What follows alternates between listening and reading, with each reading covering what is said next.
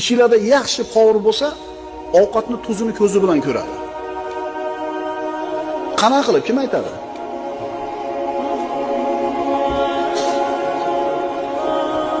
Ya qo'l bilan o'lchanmaydi. Tashlab bo'ldi tuzni. Yashang, qaynashiga qarab turib. Shu darajada mohir bo'lib ketganki, tuzimiga qarab turib, tuz o'rnida deydi. Tatimaydi. Ta'mni ko'rish mumkin.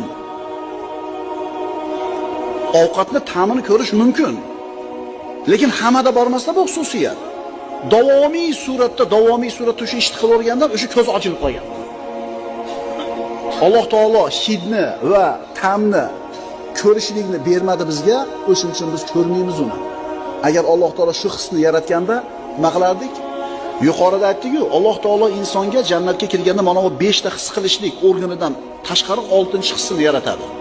Ichingizda yaxshi qovur bo'lsa, ovqatni tuzini ko'zi bilan ko'radi. Qanaqa qilib kim aytadi?